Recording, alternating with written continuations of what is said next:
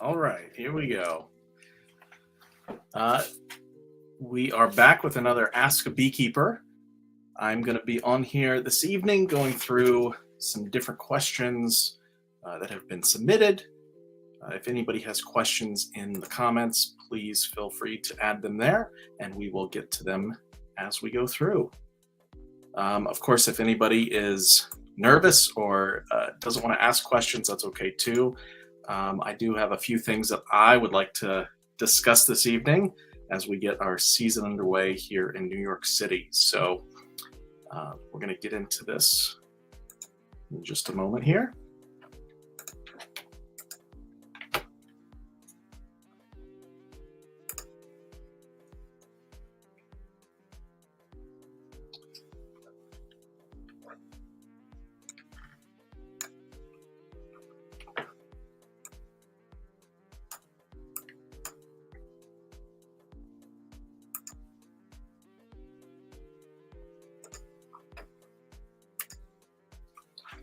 All right, just a moment.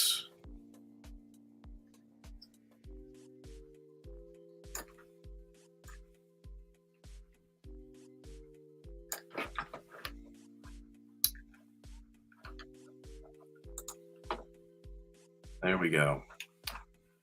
Okay, I'm gonna present a little bit real quick, and then we'll get into it.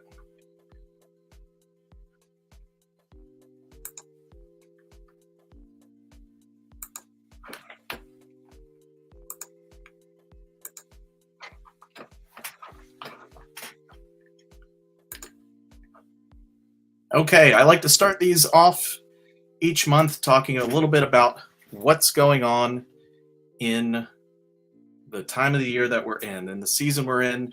Of course, all of the things that I'm going to be talking about are specific to the New York City area, but you should be able to take some of what I'm saying and figure it out about the timing and when it should be happening for you, no matter where you are across the country or even across the world.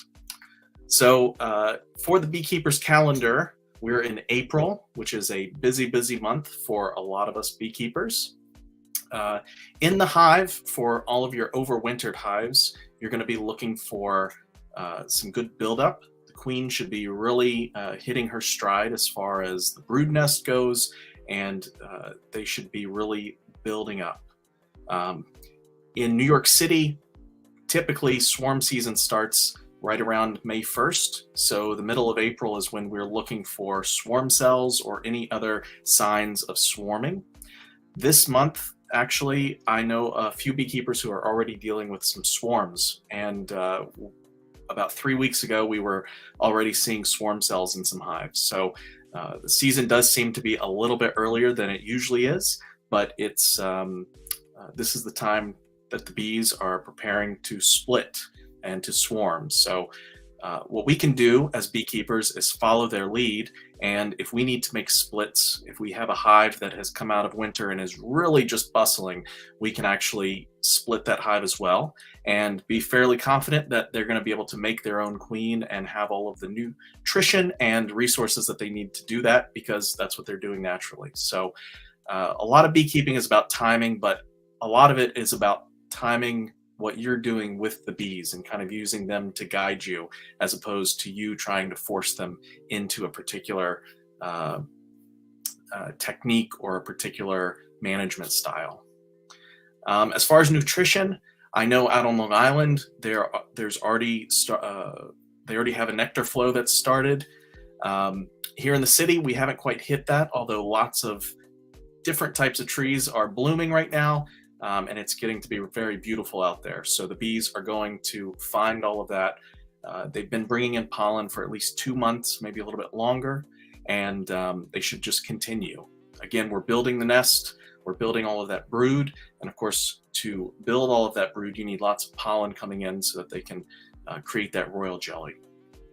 As far as equipment and maintenance goes, if you have already gotten your new bees for the season, then you've already put together your equipment, set it up, and probably have bees in it. You may be needing to put a feeder on if you are in an area that hasn't quite hit its bloom yet. You may need to start thinking about the equipment you're going to need to do some mite treatments. Right now in my overwintered hives, I have definitely opened up the boxes, and between the boxes where the drone brood is, I find all kinds of mites running around. So this is a great time to put on some Formic Pro in your new bee packages. If you're still within about 8 to 10 days of installing them, you should still have completely open brood, and it's a great time to apply some sort of oxalic acid treatment. So anything you can do, any mites you can kill now are 10 mites you won't have to kill later. And then of course, you know, everything's blooming here in the city. If you're a little bit further north, maybe you're waiting a little bit longer. If you're south of us by any means, then you've probably already seen a nectar flow or two. You're dealing with lots of blooms, and you're going to be ahead of New York City in general in the beekeeper's calendar. So hopefully that was helpful in some way. Hopefully you can pull a little bit of that. You might need to shift your times a little bit back and forth to figure out when your area hits these particular milestones, but that's what we're seeing in New York City right now. So with that, I'm going to get right into some questions. I do see we have a couple people on, so if you have any questions, please drop it in the comments or in the chat if you're watching on YouTube. And I'd love to hear just where everybody's from. So if you want to put in your town, or if you're in the city, if you want to put in your neighborhood, that'd be great.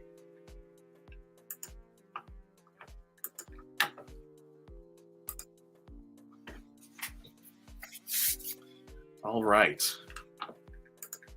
So we've got a few, I've got some questions here that have been either submitted to me recently or just questions that I've come across that folks have been asking for this time of year. So I'm going to go through some of those. And of course, as always, if you have any comments, any reactions, anything like that, please put it in the comments and we will definitely get to them.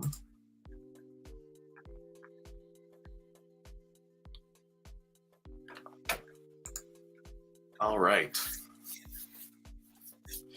So I did get some questions about choosing locations and different steps to take when installing a new package.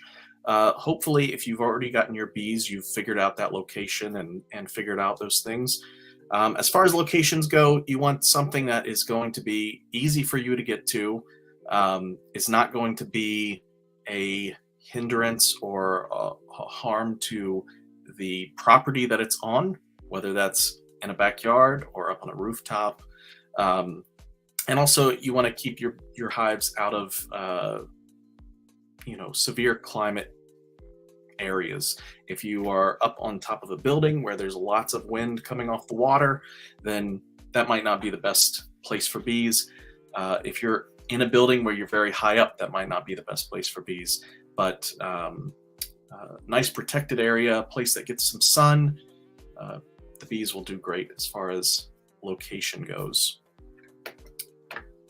But I've had this question here from several people who want to know what the main differences are between installing a package and installing a nucleus colony. And so if you don't know what either of those are, a bee package is essentially a shoebox full of about 3 pounds of bees, or about 12,000 bees in total, queen cage with a little queen in there, and there's no comb, there's no other resources in the package. It's just a box of bees. A nucleus colony, on the other hand, is exactly what it's named as. It's the nucleus of a hive. It's the minimum amount of resources and bees and comb that you need to start a hive. Typically, there are about 5 frames in a nucleus colony. Some beekeepers will give you 6, some will give you 4. The frames are typically deeps. In my operation, all of the nucleus colonies that I produce end up being medium frames unless I have a special request. And so you're starting out with basically a mini hive at that point. Some of the pros and cons between the two: the Bee packages are generally a bit cheaper and they come out a bit earlier. Now, the drawback to that is that um, if you're starting with new equipment, you're not going to be starting with any comb at all. The bees are going to need to build all of that out, and you're going to need to feed them when you first get them. In your second year or forward, you should have comb, and they should be able to get going right away on that comb. So it shouldn't be a big deal.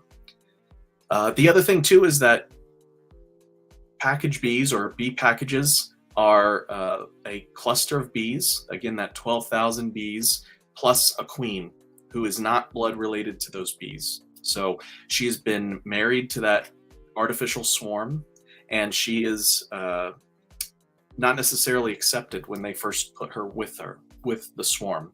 That's why she's in her own little cage. The bees will need to get used to her, and while it doesn't happen in every package, it isn't that uncommon for the bees to either supersede her after a few weeks or just outright not accept her. So it doesn't happen that much, but occasionally it does, and that's just one of the risks or one of the drawbacks of a bee package. You get it earlier, meaning that you can hopefully build them up a little bit bigger, a little bit quicker, before you would typically get the nucleus colonies.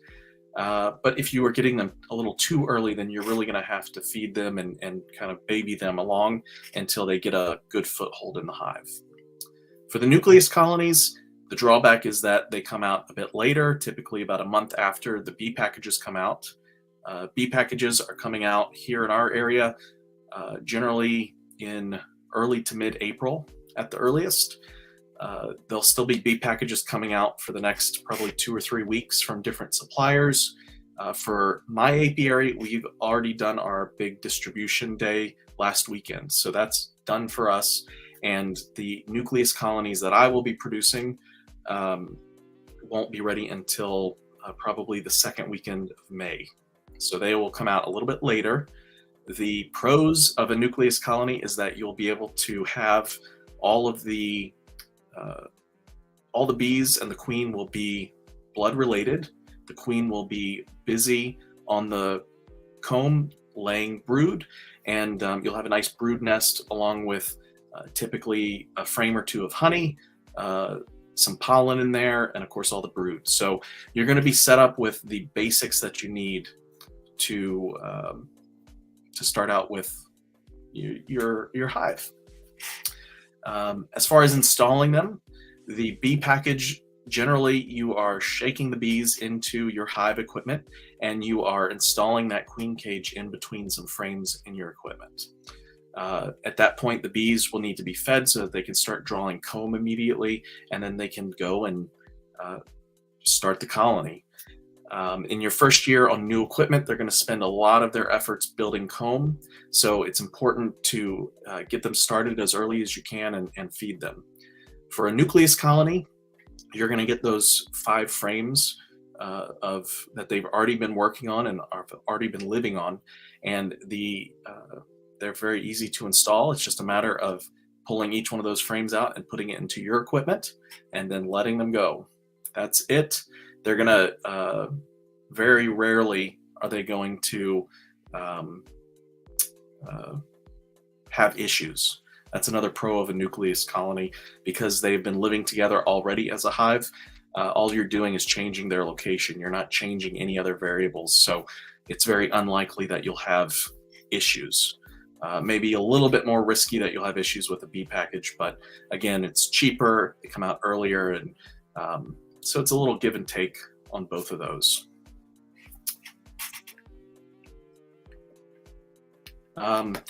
Some common mistakes that occur when installing bees.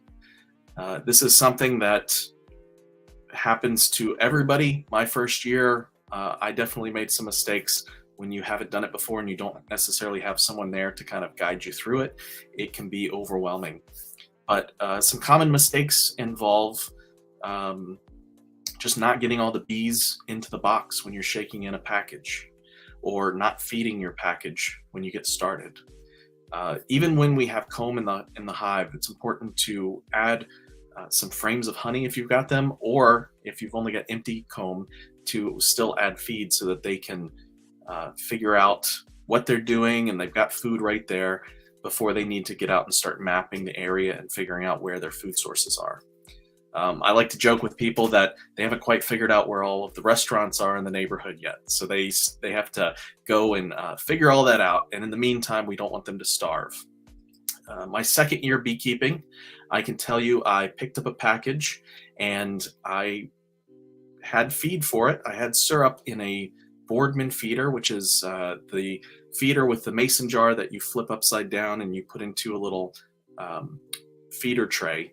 Usually they're meant to go right on the entrance of the hive, but I knew better, and it's not good to do external feeding like that. So I put that jar inside on the inner cover with a box around it, and I thought my bees were great. The one thing I did not check was that the tiny little holes in the lid of the mason jar, they had been propolized by the bees from the year before. So all of that sugar syrup was right there, but the bees could not get to it. And over the course of a week, with no other food there, and we had cold temperatures, the bees starved. And I had a dead hive right at the beginning of the season. It's not fun. And at that time, I think the hives were going for maybe about $160. So that was literally all that money just right down the drain from the get-go. So this is something that it's good to talk to beekeepers who have made the mistakes already, because you can now avoid those mistakes, which is a nice thing. It's good to know other beekeepers, especially beekeepers who have been doing it a little bit longer than you, so that you can learn those pitfalls.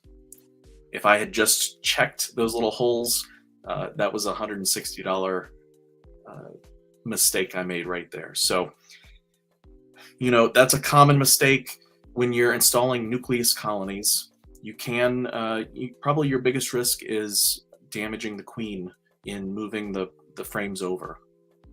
Maybe you're putting the frames in and trying to squeeze in that last frame, and you accidentally roll a queen between the frames, or you hurt her some way, or when you're moving her, she falls off. I have also been inspecting a frame and the queen just fell off of it, and I didn't notice until I stepped on her, and she felt like a much larger crunch than just a regular bee. So again, a new queen will cost you, if you don't let them just make their own queen, a new queen might cost you around $50 to replace. So that could be a $50 mistake right there. So just things to think about as you are installing, and some mistakes to avoid when you're doing it. It's nice when you set yourself up, you've got all of your equipment around you, and you can just take the time you need to take care of your bees. Don't be in a rush. Be prepared, and do what you got to do for the bees. So let's see what else we have here. So another thing for those folks who are dealing with overwintered hives, hopefully if you're a second year or more beekeeper, you've been getting the hang of these winters and you've been trying to get your hives through. If you have done that, then you need to think about your strategy for spring and for swarms. And again, if you live south of New York City, I'm sure you're dealing with swarms already, and we might be too late to help you on that. But it's important to understand how the colony starts building up in the spring and when they start building up in the spring. In your area, if you don't have much of a winter, your bees might be hitting the ground running in January, and might start, that queen might start laying out that brood nest and really winding up the colony for that season. Here in New York City, we are typically seeing those queens start really ramping up in late March, early April, and then starting to decide if they're going to swarm in mid-April. So some things you can do to prevent swarming is just to check in on your bees regularly, every 10 to 14 days, and make sure that they have the room they need to grow. If you notice the hive is growing just faster than you can keep up with it, it's not a bad idea to make a split. Again, this is the time of the year that the bees are making their own splits naturally, which we call swarms. So we can follow their lead and make a split as well. And if we have done everything right and we've given them the resources they need, then they should be able to make their own queen. There's plenty of drones out in all of the hives right now, so they should have no problem making queens and keeping that going. Of course, if you need to buy a queen, there's lots of beekeepers who probably have queens available. That's something that we have available right now at my apiary. So, you can reach out if you want to make sure that you have a queen and you don't want to wait on it to naturally happen. That queen is going to take about 30 days from the time that she's an egg all the way to the time that she's mated and laying. So if you don't want to wait around that amount of time, or you want to not risk it, then you can purchase a new queen. Better earlier than later. Some other things you can do is to know your nectar flows. Talk to beekeepers, go to your bee clubs, and check in and see when does the nectar flow happen in your area. For us, that's end of May, beginning of June, depending on the year. And we need to be in front of the bees. We need to be ahead of them so that we can be giving them plenty of boxes so that they can store the honey that they need to. Because if we don't, they're going to start backfilling the brood nest. And that's when beekeepers can get in trouble, and they will start to swarm, and there's just nothing you can do about it. So there's lots of different ways to prevent swarming, but the main thing is just being vigilant and giving the bees what they need when they need it. And I will add on one kind of side note about swarming.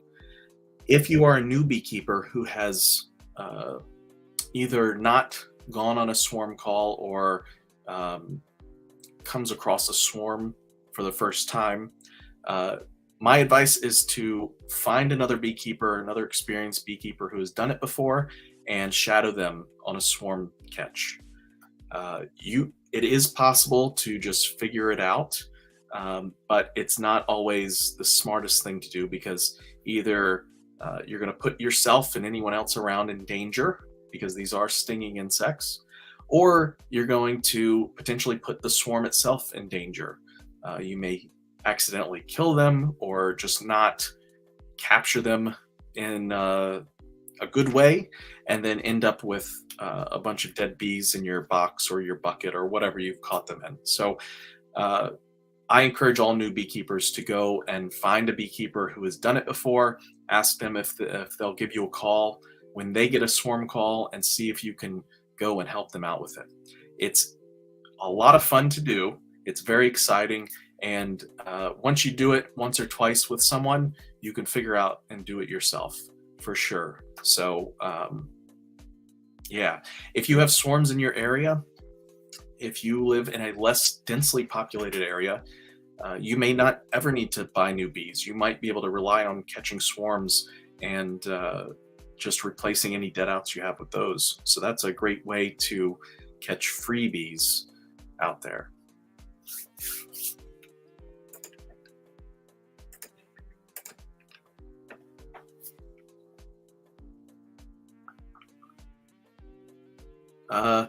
Here's a good one. So how do you kind of check out how the bees are doing once you've just installed them? So this is a very, very timely question for all of the beekeepers who have just gotten packages from me. If you have gotten packages recently or are about to, a great thing to do after you've installed your package is to let them be installed for a few days, 3 or 4 days maybe. That will give them plenty of time to get used to the queen and to remove the candy plug in her queen cage. Once that plug is removed, she will get out and she should start laying, hopefully. It's good to go in at about 3 days after installation and just check on her. Make sure that queen cage is empty, and then look to see if you can see eggs in any of the comb that's been built. Typically, wherever the little bit of comb that's been built that's deep enough, she will start laying in it, even if it seems like it's not as deep as it needs to be. And so you can go in and check for her and make sure she's looking good. Make sure that they look like they're building comb, and that you're not seeing a ton of dead bees on the bottom board, or any other signs that look suspicious. When I'm doing inspections, I'm always thinking about wrong smells, wrong textures, and wrong colors. And of course, if you're a new beekeeper, that might be a little hard to know what's right and wrong when it comes to those things. But if you see something that just doesn't seem like it belongs, if you see something that's greasy or that's a color other than brown or orange or yellow, then it might be something worth taking a photo with your phone and sending it to a beekeeping friend or pal or mentor even, and seeing what they say. So that's a great way to check in and see how they're doing. If you don't see your queen, as long as you're seeing brood, then she's there. If you're not seeing brood and you're not seeing your queen, sometimes the queens, take a day or two to get their legs under them and to start laying. So just give them a little bit more time. If after a week you're still not seeing anything, then you may need to consider some sort of intervention. So you may need to actually purchase a queen, or find somebody who has a frame of brood that you can try to get your bees to raise a queen off of, and go from there. So there's lots of different ways to check, but again, you're just checking to see that the queen is laying and the colony is starting to grow. And of course, that's going to happen all the way through the season, through the nectar flow, and until you get to kind of the back end of the summer, where the population will start to shrink. You'll need to be very vigilant about your mite counts and checking for that, so that if you do have any issues, you can be on top of it. But again, just doing regular checks afterwards will keep your bees nice and healthy, and allow you the most time to do what you need to do to help them. And again, it's more about guiding them than kind of forcing them into a management style. So if something you're doing isn't working, then it's good to go back to the bees and see what's going on. Ask questions of other people and kind of figure out why they're not responding to what you're doing in the way that you expect. And it might just be an issue of timing. It might be an issue of the way you're doing it. All these things, there's so many variables that this is why it's good to know a mentor or at least another beekeeping friend, and be able to ask them questions. Let's see here.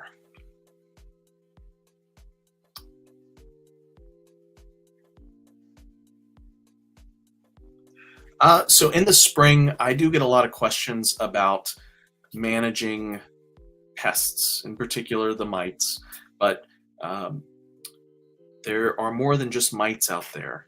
Pests cover any kind of animal that is coming to be interested in your hive. So that could be mites, that could be wax moths, that could be small hive beetles, or it could be skunks or bears, or even the birds. There's some birds out there that will swoop down and pick out bees right out of the air. So these are all different pests you want to think about and consider as you are, excuse me, as you are starting to check on your bees and go through the season. In the spring season in particular, there's not a whole lot that you can do in general. We're just getting to some good temperatures to do some different mite treatments. So if you have an overwintered hive, again, formic acid is going to be the way to go to treat, so that you can get into those get that treatment under those cappings. Here in the city, we are just hitting the temperature range for both Formic Pro and Mite Away Quick Strips. So that's a great option if you already have a brood nest going and are going with that. I have seen in some hives some small hive beetles that have either been overwintering with the bees or have just started to emerge. Those are great to start taking out as soon as you see them in your inspections. If you can crush them with your hive tool, that's ideal. So you can just get rid of those. But also, you might consider something like putting in Swiffer sheets into your hive just across the top bars. Usually, I like to put them toward the corners or the edges of the frames where the mites, or excuse me, the small hive beetles will congregate or hang out. They're going to want to go into the little cracks where the bees can't get to them. So if you put the Swiffer sheets next to those, they will crawl on them and get tangled up and caught in those sheets. It's not a bad idea to have a box of those in your tool bucket when you go out to see the hives. For other things, if you have issues with wax moths in particular, wax moths are generally a symptom of a weak hive, and they're not generally the cause of the weak hive. So go in, see what's going on with your hive. Maybe you've given the hive too much space and the wax moths are up in the comb and that's not near the nest. Or, maybe they really are sick or weak, or there's just not enough bees in there to defend against the wax moths. So something to think about, something to look at as a clue to what's going on in there.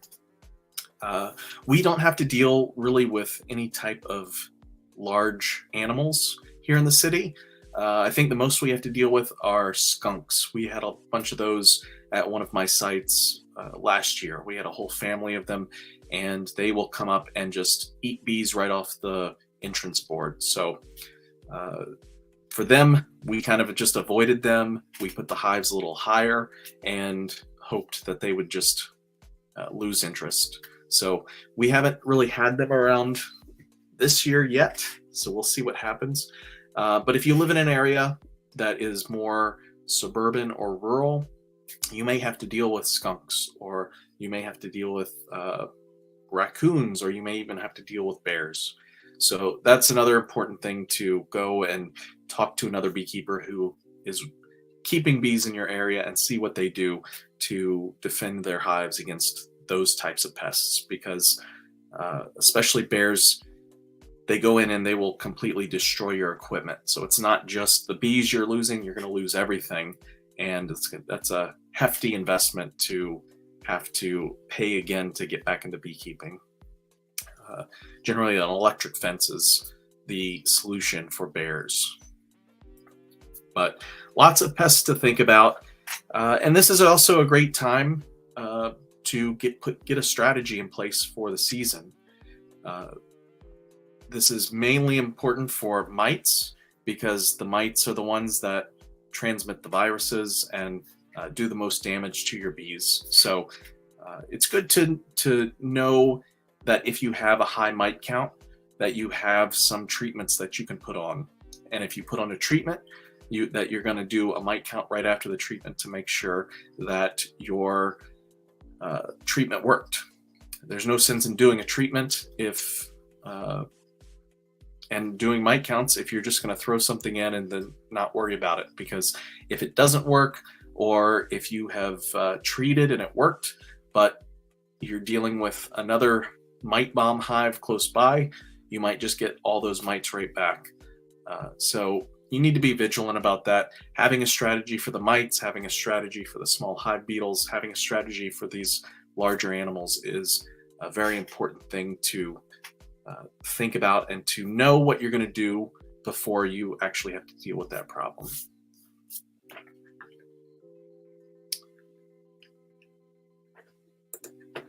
Let's see.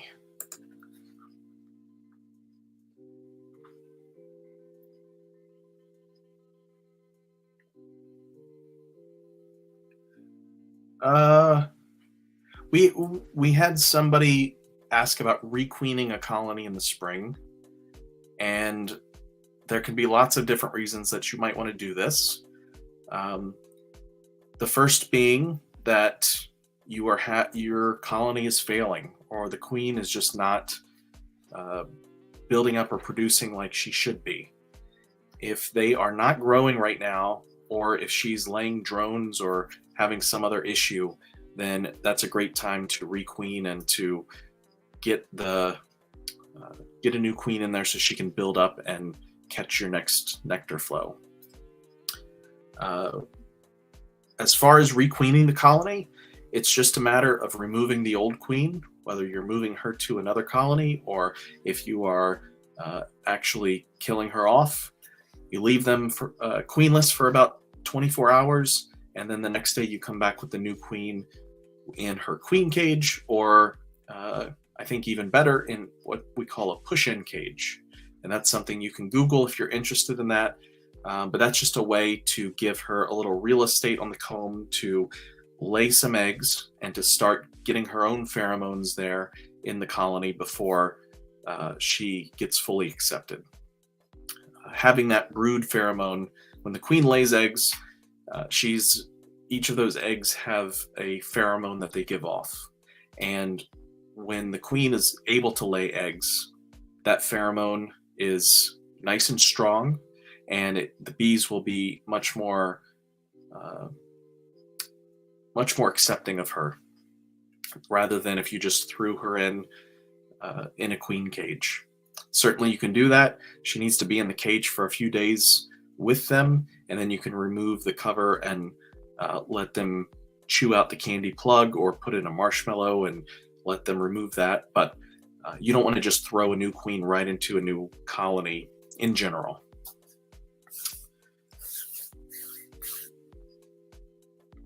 The other thing as far as requeening, some beekeepers requeen either yearly or biannually.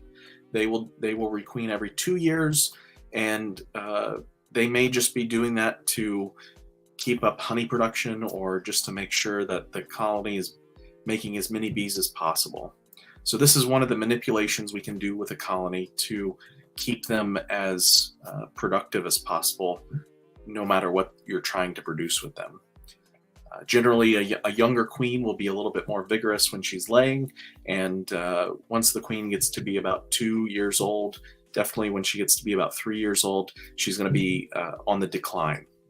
She's going to start getting to that point where the bees themselves may just get rid of her and make a new queen. So if you're having issues, requeening is definitely a good option. I also know a beekeeper who, I don't know if he's on right now, but he is a advocate for requeening in the fall. And he says that way he has no swarms in the spring. That is not a method that I've really tried myself, but it is very interesting, and that might be a good option to try this year. We'll see.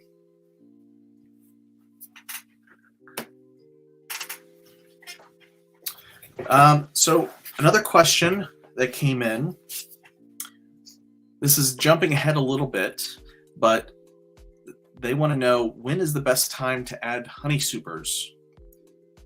And this is going to be a different answer for every different location out there.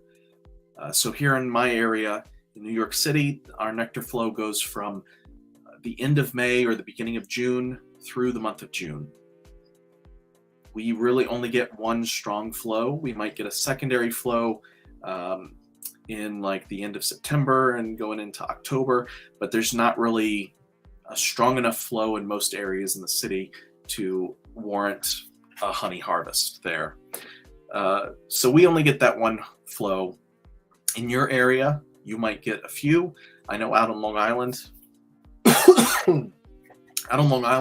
depending on where you are, you might get 2 or even 3. I know they're kind of in the middle of one right now. Going into the summer, there'll be another one. In the fall, there's definitely a nice one for some of the fall plants like knotweed. So it all depends on really when your when things happen in your season. I can tell you, if you know when it's going to happen, it's great to start putting honey supers on about a week ahead of time. And then as you're monitoring your honey supers, you want to start adding a new box when you hit about 60% full in the current box. Now that's kind of up to your interpretation, because the bees are not going to fill out each frame individually completely full and then move to the next one. So you're going to have to make a judgment call as far as what you think 60% full is in the hive. But if you let it go just a little bit more than half and then put on a new box, you're going to stay ahead of the bees, and that's going to give you a chance to optimize your nectar flow and honey production. If you are waiting until they're filling up the box completely, that's when you're going to start falling behind the curve. You're going to be a step behind the bees, and you're going to not only miss out on probably a significant portion of your honey crop, but if you get too far behind, the bees will continue to collect honey, but are going to put it elsewhere, and they're going to put it down in the brood nest, which is not ideal. Too much of the brood nest is full of honey, and the queen decides that it's no longer good. The colony decides that it's no longer good, and then all of a sudden they're preparing to swarm. This also is going to hurt the honey production. This is also going to hurt your population in general, because here in the city, our populations, as we get into July, just past the nectar flow, our populations peak, and then we start falling back down. And I think in most areas, kind of midsummer is when populations peak. So if you're sending off a swarm right around then, you may be sending up to half your colony away and waiting for 30 days before you have another laying queen. Maybe not quite 30 days from the point that they fly, but you're still going to be waiting maybe 2 weeks before you have another laying queen.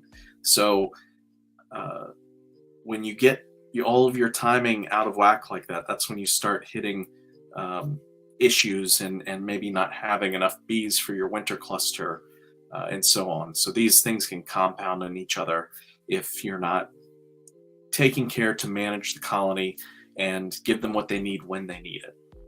So honey supers, again, for your own benefit, get them on and stay ahead of them.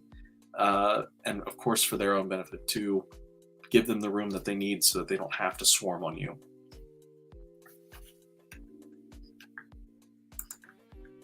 It kind of goes the same thing, even when you're thinking about your brood boxes.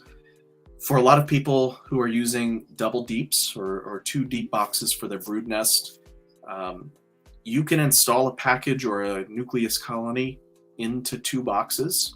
But what a lot of people will do is install them into 1 box, let them fill out that box for a while, and then they will add another box.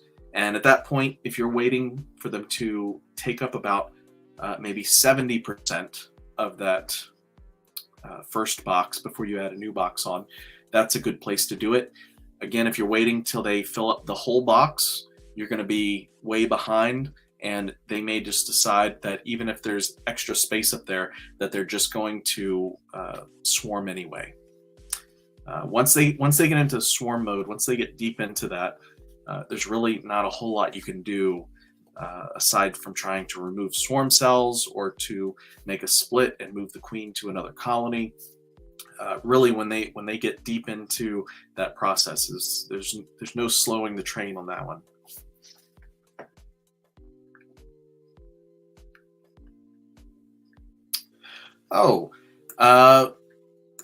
What are some ways to encourage the bees to draw out comb on new frames? This goes back to what I was saying earlier with all of the new beekeepers who are putting package bees on new equipment. The number one thing that you need to do is feed the bees when you first install them.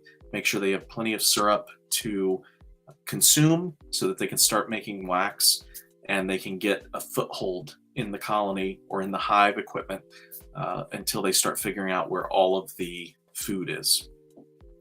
Now, once they've started to build out a few frames and they have a brood nest starting, it's not a bad idea that as they start building out some frames that you take an empty frame from the outside and you can move that into the brood nest. This has to be done after temperatures are not getting too cold in the evenings or at night, because you don't want to have broods split in two different areas and not enough bees to keep them all warm. For us in my area, this is generally about May that I start doing this, maybe the end of April, and I'll start rotating in empty frames. If I have even frames of comb that aren't completely full frames, I will start moving those in. If I have two boxes, like a double deep hive equipment, I will let them do what they're doing, but every time I go and do an inspection, I move all of the brood frames down to the bottom box, and I'll move new frames up above them so that if they do go up, they're going to have to build things out and start there. What I'm encouraging the bees to do by moving those brood frames down and putting them in between other brood frames below, I'm encouraging them to spread out in the box and to take up more space down there before they move up. And so it's just this matter of slowly over time, once or twice a month, you move in a frame, move in another frame, and slowly build all that out. If you do that regularly, you can easily build out 20 frames, especially during the nectar flow. That's when they're going to be producing wax at the most. That's when they're going to be making as much as they can. So that's a great time to be rotating all those frames in. Something else to consider if you are starting with plastic foundation. This is something that you want to, sometimes bees will take to plastic, sometimes they won't. So lots of beekeepers will actually melt beeswax and take a foam roller and roll on the beeswax onto foundation. You can also buy foundation that's waxed already, or you can just kind of cut out the plastic altogether and go with beeswax foundation, which is a great option. But if you have wax foundation, if that's how your kit came, and you can at a minimum take a bar of beeswax and just kind of rub it across your foundation, getting something familiar on there for the bees to start working will encourage them to start building sooner than if you just leave a completely bare plastic piece in there.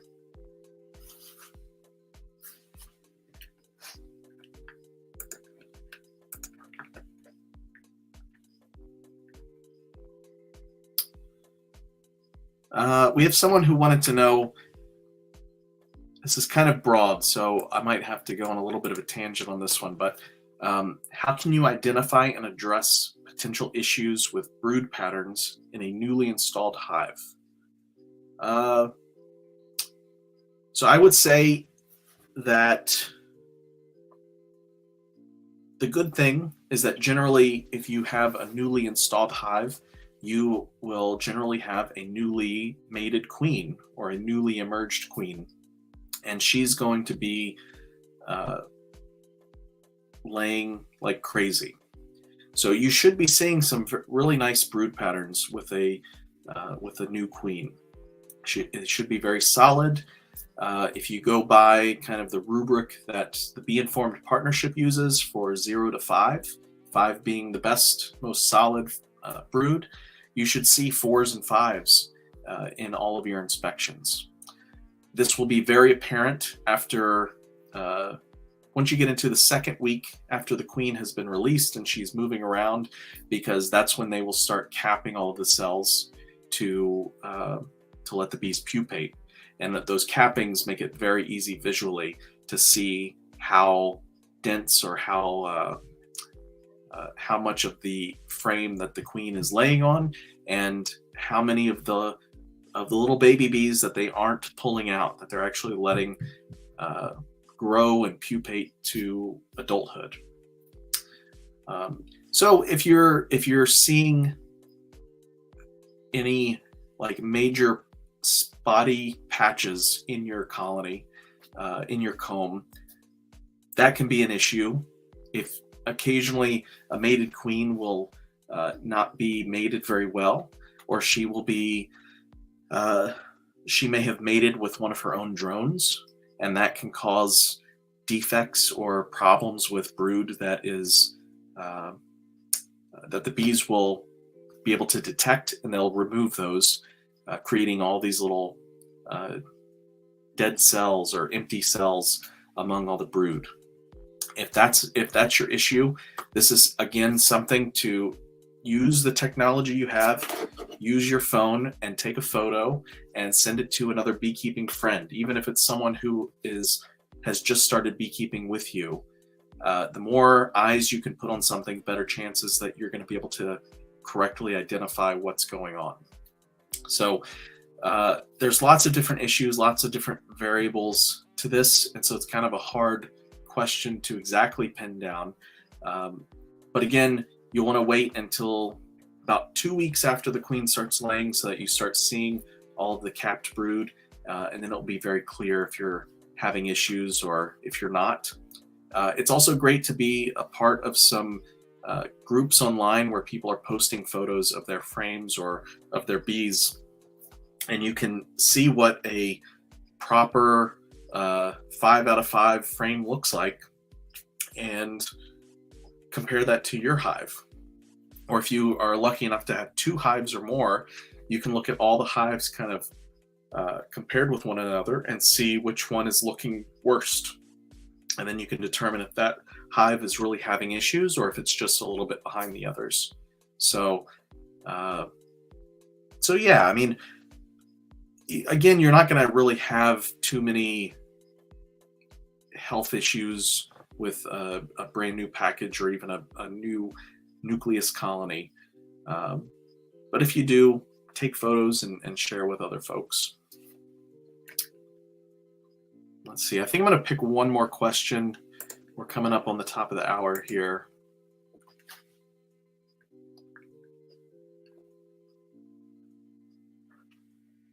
Or maybe I'll pick 2 shorter questions.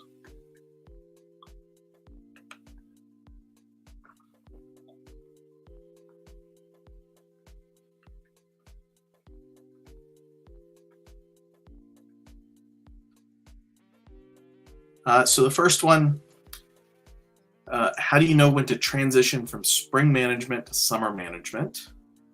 And what I'll say about that is that there's not necessarily a major transition that happens in your management style or in your inspections. Each month, if you go by month, you're going to be looking for slightly different things as you go through. Some months you're going to be looking for the colony to be growing. Some months you're going to be looking for the colony to be producing honey. Other months you're going to be looking for them to be shrinking or to be feeding on their honey or needing to be fed. But it all depends on the time of the season. And to just group it into the 4 seasons is something you can do. But if you can think about the full bee season month by month and the tasks that you need to do each month, then you can kind of set your management to that particular month as opposed to just the summer. Because in the summertime, for us, we are building up at the beginning of the summer. We are honey harvesting kind of in the mid to late summer, and then we're really fighting mites at the end. And the population is going up at the beginning and it's coming back down at the end. So lots of things are happening, and managing the hive the same in June as you do in August is not necessarily the best way to do it. So you change it up as you go and kind of roll with the bees, and that will help you transition throughout the season, not necessarily just from winter to spring to summer to fall and so on. And we will end on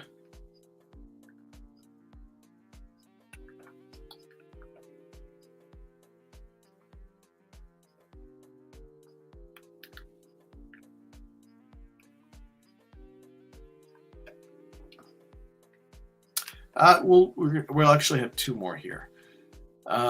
So how can you tell if a queen bee has successfully been accepted by the colony after installation? Well, number one, if you open the colony and you see brood, then you're probably looking pretty good. With bee packages, after a few weeks, they may decide to supersede the queen and get rid of her. A little tip for knowing if this happens is to mark your queen. And if you are nervous to mark your queen, ask someone else who's done it before to do it, or practice on some drones. You'll have a few drones in your hive, and if you can catch them and you can mark them, then you can catch and mark a queen. But if you mark a queen and then you come back a few weeks later and the only queen you can find is an unmarked queen, then you'll know she's a new queen and that they got rid of the old queen. So that's a nice handy thing for marking your queens. You'll also be able to see them a little bit quicker, and if you mark them according to the kind of international color standard, you'll have a different color for the year that she was born in. So this year it's going to be red. Last year I believe it was yellow. The year before that was white, and so on. So great reason to mark your queens if you're able to. But generally, the colony is going to accept her. If she's laying, they need a laying queen. She's doing exactly what they need, so they're just going to accept her. So you shouldn't really have any issues at that point. Before you actually put the queen in, or when you're installing, a good thing to check is if the queen cage, if the bees on the queen cage on the screen, if they are easy to move out of the way with your hive tool or even with your finger, then they've probably accepted her. But if they feel like Velcro, or they are very difficult to move out of the way and they're really just biting and grabbing at the screen, then they haven't quite accepted her yet. And that might be a reason to keep that candy plug covered so that they can have a few more days to get used to her. So generally, if she's laying, she's accepted. And then someone wanted to know, what's the proper ventilation in the hive during the spring? If you're still getting really cold temperatures, you don't necessarily want to have, big openings happening in your colony. But for me, I'm generally putting all of my inner covers, my notched inner covers flipped up so that notch is acting as an upper entrance for the bees. On some hives, I have some vent boxes or some shims that have some holes in the side with some screen. Those are fine to put on now. Our nighttime temperatures are kind of in the 40s and 50s right now. They'll be going up soon, so not a big deal. If you are in an area where it's much warmer, you might be considering how to ventilate your hive a little bit more. Make sure you have your entrance reducers set at the right size. Right now, especially when I'm installing packages, I always keep the entrance reducers small, and once everything's looking good, then I'll flip them to the larger setting. And then as we get into May, that's when I'll pull them off completely and let the bees kind of have full access to come and go as they please. So anyway, that is going to be the April Ask a Beekeeper. I hope you enjoyed it. I really enjoy going through all this stuff. This helps me a lot in kind of reteaching myself about all of these things. So I really appreciate you tuning in, and you'll have to come back for the next one. It'll be the third Thursday in May, and we'll see you there. So thank you very, very much, and we'll see you then. Take care.